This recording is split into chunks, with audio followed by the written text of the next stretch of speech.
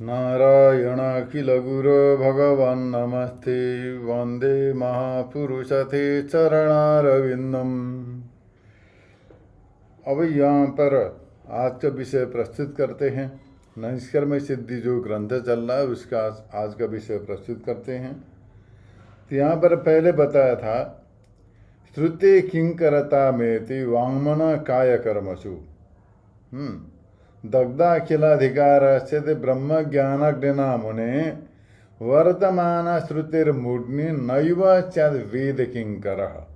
अर्थात जिसको आत्म तत्व का यथार्थ ज्ञान हो गया उसके सारे के सारे कर्म संस्कार जल करके भस्म हो जाते हैं। ज्ञानाग्नि दग्ध कर्माणाम तमाहु पंडितम बुधा। ज्ञान रूपी अग्नि के द्वारा जिसके सारे के सारे कर्म नष्ट हो गए भस्म हो गए हैं उसी को पंडित कहा जाता है। पंडित का मतलब लौकिक पांडित्य का अर्थ नहीं है, यहाँ पर यहाँ आध्यात्मिक पांडित्य का अर्थ समझा रहे हैं। पंडा का मतलब होता है सद्बुद्धि। पंडा का मतलब होता है सद असत को अलग अलग यथार्थ रूप से समझने वाली बुद्धि। सत और असत, नित्य और अनित्य के संबंध में यथार्थ ज्ञान संपन्न बुद्धि को पंडा बोलते हैं। उस पंडा युक्त व्यक्ति को पंडित बोलते हैं। ये पारमार्थिक अर्थ दार्शनिक विवेचन है। और सामान्य लोगों में जो है कि कर्मकांड करने वाले, कथा प्रवचन करने, पंडित नहीं करने वाले को पंडित बोलते हैं। लेकिन आध्यात्मिक अर्थ जो है पंडित का बहुत दार्शनिक और वैज्ञानिक अर्थ है। जिसने आत्मा और परमात्मा तत्व का एकत्व बोध प्राप्त कर लिया और सद असत माने असत सारे प्रपंचों को जान करके उसको परिचय कर दिया और सत्स्वरूप आत्मा चैतन्य का अनुभव कर लिया, तो उसी को पंडा बोलते हैं। उस पंडा माने बुद्धि का नाम है। उस पंडा से युक्त बुद्धि को और उस बुद्धि से युक्त व्यक्ति को पंडित कहा जाता है। इसलिए यहाँ पर बताते हैं जिसने तत्व ज्ञान के द्वारा सारे के सारे कर्म नष्ट कर दिए हैं। सुबह सुबह जितने संचित कर्म है नष्ट हो गए हैं। प्रारब्ध कर्म शेष है, वो कुछ ही समय में भोगने के बाद नष्ट हो जाते हैं। लेकिन जो संचित कर्म जो जन्म मरण के कारण बनते थे वो सबके सब नष्ट हो गए और उसने अपने को सर्वव्यापक सच्चित आनंद स्वरूप ब्रह्म स्वरूप जान लिया। शरीर, प्राण, मन, बुद्धि, इंद्रिया ये सबके सब अनात्माओं को अलग असत समझ करके इन्हें सभी के साक्षी के रूप में अपने चैतन्य स्वरूप का यथार्थ अनुभव कर लिया। तो ऐसे व्यक्ति को पंडित कहा जाता है। ऐसे पुरुष को वेद के भी कर्म कांड के प्रति वो समर्पित नहीं रहता, वो परमात्मा स्वरूप से रहता है। वेद के द्वारा जो उपनिषद के द्वारा प्रतिपादित जो परमात्मा स्वरूप है उस स्वरूप में लीन हो जाता है वो, लेकिन कर्म कांड के दास नहीं रह जाता वो। वेद की आज्ञाओं में बंधा नहीं रह सकता वो। वेद की आज्ञाओं में बंधे नहीं रह जाता वो मुक्त हो गया। अब वेद को भी नहीं मानता वो, अब मुक्त हो गया वो। इसलिए वो उसने जो अज्ञान के द्वारा अपने स्वरूप को न समझना रूप जो अविद्या थी वो नष्ट हो गई। और जो बुद्धि थी जो मैं करता हूँ आदि से निश्चय करता था वो नष्ट हो गया। कर्तृत्व भोक्तृत्व भाव भी नष्ट हो गया और सारे के सारे कर्म भी नष्ट हो गए और कभी कर्म करना ही न पड़ेगा। वो कभी करना नहीं पड़ेगा। किसी भी कर्मों को करने की जरूरत नहीं है। अब सारे के सारे कर्म बंधन निषेध हो गए, उसके माने नष्ट हो गए। और किसी प्रकार का विधि और निषेध शास्त्र रूप सर्ग से मानो दशा हुआ कर्म में प्रवृत्त करता है।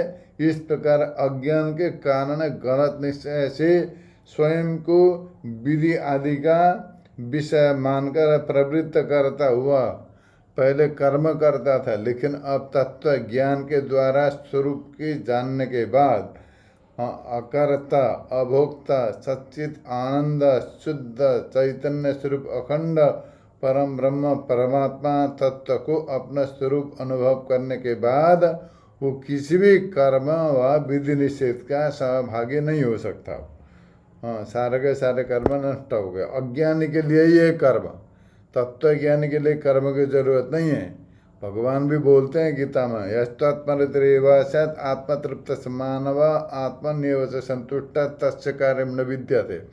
जो आत्मा संतुष्ट हो चुका है, आत्मा तत्व को जान करके उसी में प्रतिष्ठित हो चुका है, उसके लिए कर्म की विधि नहीं है। कर्म विधि अज्ञानी के लिए है।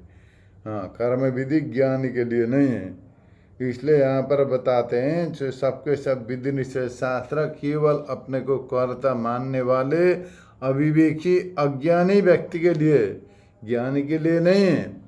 हाँ, शुभई प्राप्नोति देवत्वं निषिद्धे नारकीं गतिम उपाभ्याम उभाभ्याम पुण्य पापाभ्याम मानवचम लभते वसः। इसलिए यहाँ पर बताते हैं जो अज्ञानी व्यक्ति है, अविवेकी व्यक्ति है, जो कर्मों का अनुसरण करता है, वो जो कर्मों को करने के लिए जो शास्त्रों ने बताया है, वो जो अज्ञानी के लिए जितने भी कर्म प्रतिपादन किए गए हैं, उन कर्मों को बाहुल्य न करने से, माने अधिक से अधिक कर्म करने से क्या होगा?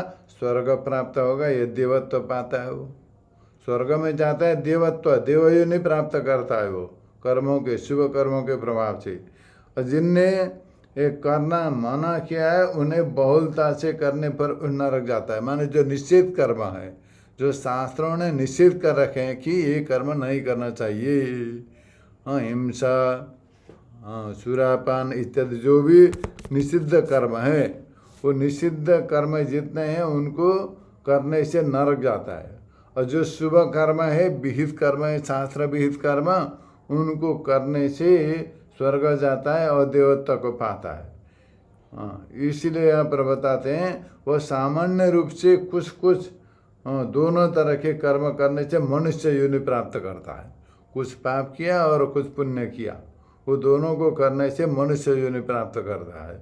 अतः कामना कर्म आदि के अधीन पुरुष का यही हाल होता है। जो अविद्या काम और वासना, अविद्या कर्म और वासनाओं के दास जो है, उसको उनको अवलंबन करने वाले जो लोग हैं, उनको यही हाल हो जाता है। कभी पुण्य कर्म करता है तो स्वर्ग जाता है, कभी कभी अशुभ कर्म करता है तो नरक में चला जाता है, और कभी पुण्य पाप बराबर करता है तो मनुष्य होकर के जन्म लेता है। इसलिए यहाँ पर बताते हैं जैसे रेहट ऊपर नीचे चलता है ना, रोटेशन जो है ऊपर नीचे चलता रहता है, कभी ऊपर जाता है तो कभी नीचे आता है। उसी तरह से ये व्यक्ति जो जीवात्मा है, जीव है, अभिमानी अज्ञानी जीव है, वो भी कभी कभी ऊपर पहुंच जाता है। चतुर्मुख ब्रह्मा से साथ, ब्रह्मा के साथ एक हो जाता है, और वहाँ से लेकर के फिर कभी गिर जाता है तो वृक्ष योनि में आ जाता है। हाँ, कभी वृक्ष होकर के उत्पन्न हो जाता है, कभी मनुष्य, पशु, पक्षी, हाँ, ये सब होते हुए कभी उत्कृष्ट, कभी अपकृष्ट, कभी ऊंची योनि में चला जाता है, कभी नीच होकर के जन्म लेता है, कुकर, सुअर इत्यादि होकर के जन्म लेता है। तो अत्यधिक दुख के सागर में कभी निम्न सुख दुख अभिमान से बिजली की चमक की तरह अस्थिर संपर्क कराने वाले वृक्ष आदि योनि में, कभी सामान्य सुख दुख अभिमान से वैसे ही संपर्क कराने वाले मनुष्य आदि योनि में, वह कभी उत्तम सुख दुख अभिमान से अस्थिर संपर्क कराने वाले ब्रह्म आदि योनि में, तेज हवा से हिलने वाले समुद्र के बीच पड़ी सूखी तुम्बी की तरह अच्छे बुरे कर्म मिले जुले कर्म निरूप वायु से हिलाया जाता हुआ चलता रहता है। वो माने कभी ऊपर जाता है, कभी नीचे आता है, कभी उत्तम योनि में चला जाता है, कभी निम्न योनि में। सब में थोड़ा बहुत सुख तो मिलता ही है। सुअर भी कुछ कुछ सुखी है, तो मॉल बिस्टा खाने के मिला तो सुअर भी सुखी दिखाई देता है, और कुत्ते भी सुखी दिखाई देते हैं, और मनुष्य भी वही है, और बंदर वगैरह भी वही है। अब कहीं ना कहीं किसी न किसी योनि में कोई ना कोई सुख तो मिलता ही है, और थोड़ा बहुत सुख मिल जाता है, फिर कुछ ही दिन में नष्ट हो जाता है। कितने दिन रहेगा? किसी दिन, कितने दिन कल्पना करते करते सारा जीवन निकल जाता है, किसी दिन मर जाता है, बात खत्म, न सुख न दुख, कुछ नहीं है। अंत में जाकर के तो कुछ हाथ में तो आया नहीं, कुछ किया ही नहीं, कुछ हुआ भी नहीं, लेकिन समझता है कि हमने तो बहुत बड़ा काम किया, लेकिन किया क्या, कुछ ना कुछ, बस बेकार है सब। इसलिए बताते हैं एवं संक्रम्य माणो या अविद्या काम कर्म भी पाशितो जायते कामे म्रियते च सुखावृतः।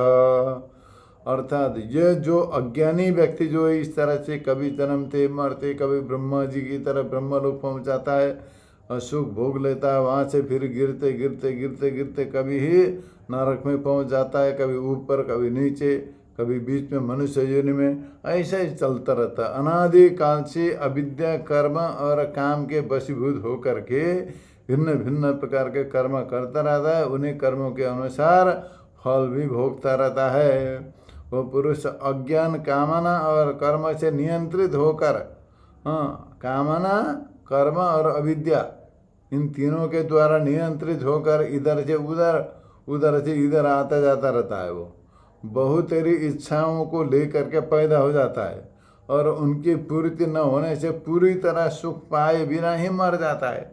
कई इच्छाएं थे, पूरी करनी थी इच्छा, लेकिन अब पूरी हो ही न पाई, क्या किया जाए। पूरे के पूरे इच्छाएं तो कभी भी पूरी नहीं हो पाएंगे। वासनाएं कभी कभी पूरी नहीं हो पाएंगे। कितना सोचता है, कितने वासना लेकर के आता है, लेकिन कोई वासना कभी कभी थोड़ा बहुत पूरी भी हो जाए, लेकिन सभी के सभी पूरी हो ये संभव नहीं है। ये संभव नहीं हो सकता। जीवों की दयनीय स्थिति है, सब दया के पात्र हैं, जितने दुनिया में है ना दया के पात्र है, सब अपने जीवन को बर्बाद कर रहे हैं, सब दया के पात्र हैं। यथावत वर्णन इसलिए किया कि यहाँ पर परिस्थिति से वैराग्य हो, यहाँ पर ये सब बताने का तात्पर्य कि वैराग्य हो जाए, वैराग्य हो जाए तो शांति मिले, तत्व ज्ञान के लिए जिज्ञासु बने, तत्वज्ञानी बने, जिज्ञासु बने और आत्मा का उद्धार करे, आत्मा कल्याण करे, मोक्ष प्राप्त करे, तो यही सब बात है ना। लेकिन अब इसमें तो वैराग्य तो होता नहीं, और जो इन शास्त्रों को अध्ययन करके वैराग्य उत्पन्न करना है, उन्हीं शास्त्रों को अपने पेट पालने के लिए साधन बना देता है। और जिन भागवत आदि शास्त्रों के अध्ययन करने के बाद मोक्ष प्राप्ति के लिए प्रयत्न करना चाहिए, लेकिन उन्हीं भागवत आदि शास्त्रों को अपने पेट पालने के लिए साधन बना लेता है। बड़ा स्वार्थी है, बड़ा विचित्र का प्राणी है आदमी। इसलिए यहाँ पर बताते हैं श्रुति सीमम जगादार्थम कामश्च विनिवृत्तये तन्मूला संसृतिर्यास्मात् तन्नाचो ज्ञानहानतः। अर्थात क्योंकि कामनाएं संसरण का मुख्य उपलब्ध कारण है। कामना के कारण ही लोग उत्पन्न होते हैं, मरते रहते हैं। इसलिए कामना को हटाने के लिए वेद ने पूर्वोक्त तात्पर्य प्रकट किया, मैंने कर्मकांडों का विधान किया है। लोग कर्म बिना तो रह ही नहीं सकते, तो कर्म ही करना है तो वेद के द्वारा, शास्त्र के द्वारा प्रतिपादित कर्म करे, कम से कम दुर्गति तो नहीं होगी, सद्गति होगी शास्त्रीय कर्म करने से। और धीरे धीरे करके वो अंतकरण शुद्ध हो जाएगा तो ज्ञान वैराग्य की उत्पत्ति भी हो जाएगी। इसीलिए शास्त्रों ने, वैदिक शास्त्रों ने ये विधान किया है कि कर्मकांड का, कि इन कर्म कांडों का अनुष्ठान करके जीव अपना जीवन कल्याण करे, सद्गति को प्राप्त करे धीरे धीरे। इसलिए कर्मकांडों का विधान किया गया है। अंतकरण शुद्ध हो, अब निष्काम भाव से उन्हें कर्मों का अनुष्ठान किया तो अंतकरण शुद्ध हो जाएगा, मन बुद्धि शुद्ध हो जाएंगे। तो अंतकरण शुद्ध हो गया तो फिर ज्ञान का अधिकारी बनेगा। शुद्ध अंतकरण के द्वारा वेदांत का श्रवण मनन निध्यासन किया तो तत्व ज्ञान हो जाएगा और जीवन सफल हो जाएगा तत्व ज्ञान होने के बाद।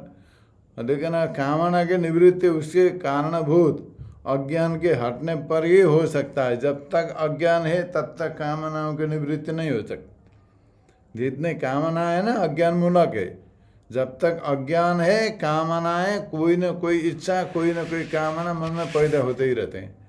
ये कामनाएं कभी भी पूरी नहीं होंगे।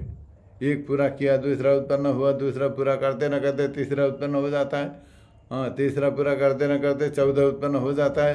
कभी भी कामनाएं पूरी नहीं होंगी। कामनाएं उत्पन्न होते ही रहते हैं सब। इसलिए यहाँ पर बताते हैं कि आगे जब मन में रहने वाली सब कामनाएं हट जाएंगी, माने मन में जो जितने कामनाएं हैं, मन में जितने आकांक्षाएं हैं, सबके सब जब हट जाएंगी, तब मरणाधर्मा अमर होकर इसी जीवन में अपने व्यापक स्वरूप में इच्छित हो जाता है। यदा सर्वे प्रमुच्यन्ते इति च वाजिनः कामबन्धानमेवेदं व्यासोप्याह पदे पदे। कहने का तात्पर्य है कि जब जीव के सबके सब कामनाएं नष्ट हो जाएंगी, कामना नष्ट होने के बाद अंतकरण शुद्ध हो जाएगा, और शुद्ध अंतकरण में वैराग्य उत्पन्न होगा, तत्व ज्ञान होगा, तो इसी जन्म में सर्वव्यापक ब्रह्म तत्व का साक्षात्कार करने में सक्षम हो जाएगा। लेकिन जब तक कामनाएं हैं तब तक ये सब संभव नहीं है।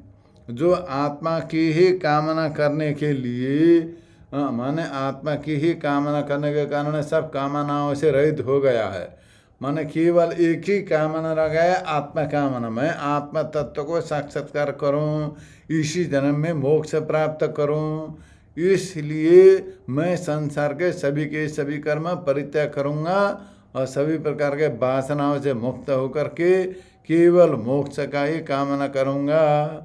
इस तरह से आत्मा उद्धार का कामना माने मोक्ष की कामना, आत्मा उद्धार की कामना ही अगर कर लिया तो बाकी सभी के सभी कामनाएं समाप्त हो जाएंगी। और सभी प्रकार के कामनाओं से रहित हो गया है, उसी की सब कामनाएं पूर्ण हो जाएंगी। माने कामनाएं पूरा करके पूर्ण नहीं होंगी, परित्याग करने से पूर्ण हो जाएंगे। जितना परित्याग करेंगे, जितना छोड़ेंगे, उतना शांति आनंद मिलेगा। लेकिन जितने करते जाएंगे उतने बढ़ते जाएंगे। इसलिए कामनाओं को उसी तरह से परित्याग करना पड़ेगा। परित्याग करते करते जब पूरे के पूरे समाप्त हो जाएंगे तो सभी कामनाएं पूर्ण हो जाएंगे। फिर आपका काम हो जाएगा, उसका अन्यत्र फिर जन्म नहीं होगा। जो कामनाएं नष्ट करेगा उसका पुनर्जन्म नहीं होगा, क्योंकि वो तत्व ज्ञान के द्वारा मोक्ष प्राप्त कर लेता है। एक बार मोक्ष होने के बाद फिर संसार में जन्म लेना नहीं पड़ता। संसार बहुत दुखदायी है। जीवन काल में भी वह व्यापक स्वरूप में रहता है। जो तत्व ज्ञान संपन्न है ना, तो जब तक जिएगा तो भी तत्व ज्ञान संपन्न होकर के ब्रह्म स्वरूप में रहेगा। ब्रह्म स्वरूप से रहेगा कि मैं ब्रह्म स्वरूप हूँ, इस तरह से रहेगा। तो जब तक कामना थी तब तक वो बंधन में था। कामना नष्ट होते ही अंतःकरण शुद्ध हो गया। शुद्ध अंतःकरण में आत्मा तत्व का स्वरूप का ज्ञान हो गया, साक्षात्कार हो गया, तो अपने को सच्चित आनंद स्वरूप ब्रह्म स्वरूप अनुभव किया, और जीवन समाप्ति पर भी अपने उसी स्वरूप में रहेगा, उसी ब्रह्म स्वरूप का चिंतन करते हुए उसी स्वरूप में रहेगा। इसीलिए यहाँ पर श्रुति वाक्य भी है। यहाँ पर आदि यजुर्वेद में यह बताया है।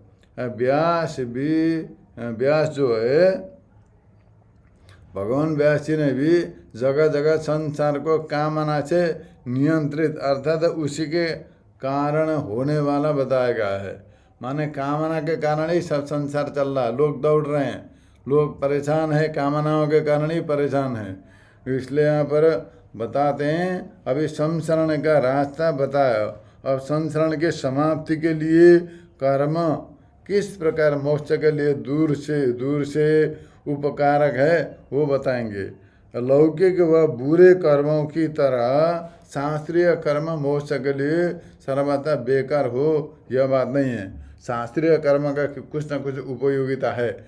जिस तरह से निषिद्ध कर्म है परित्याग करना है, काम्य कर्म परित्याग करना है, लेकिन नित्य नैमित्तिक कर्म उपयोगी हो सकते हैं, अंतःकरण शुद्धि के कारण हो सकते हैं।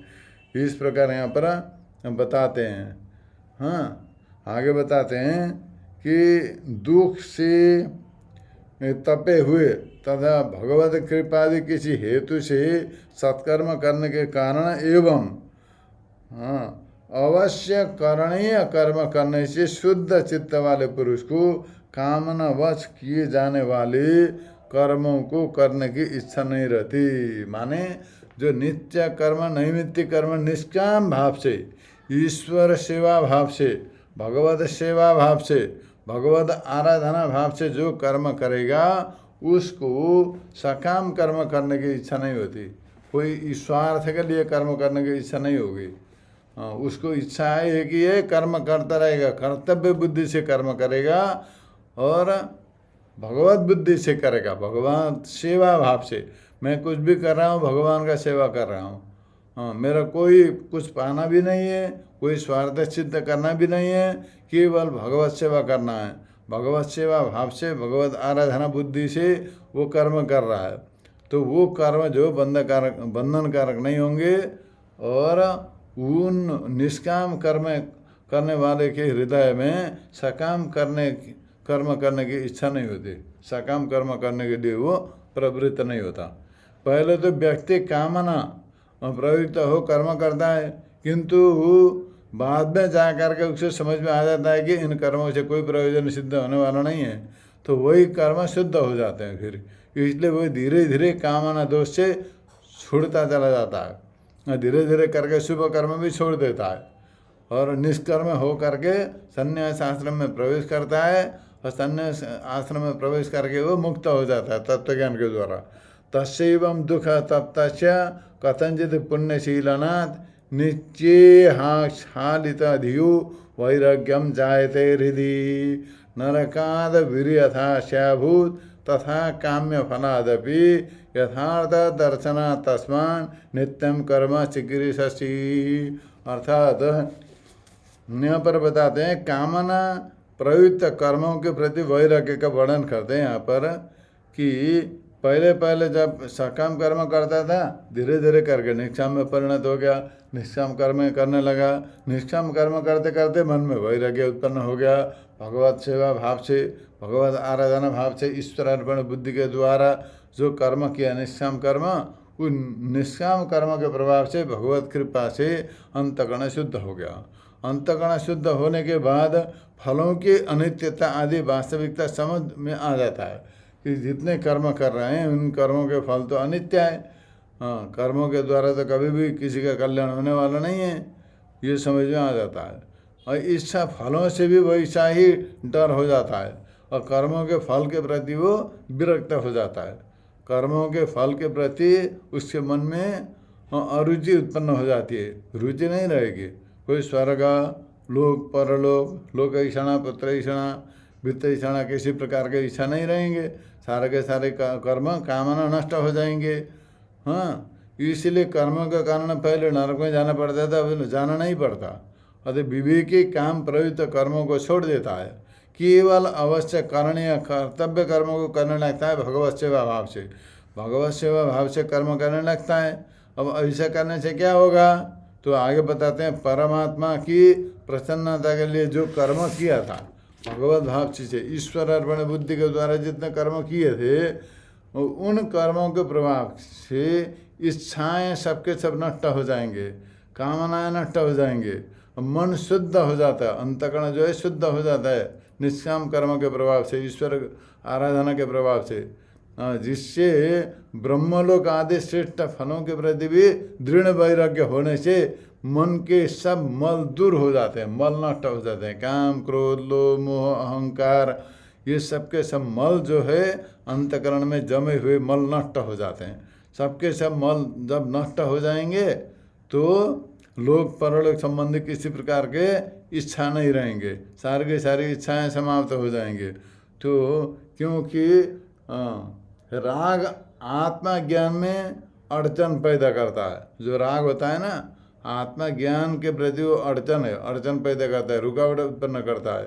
इसलिए उसका विरोधी वैराग्य है।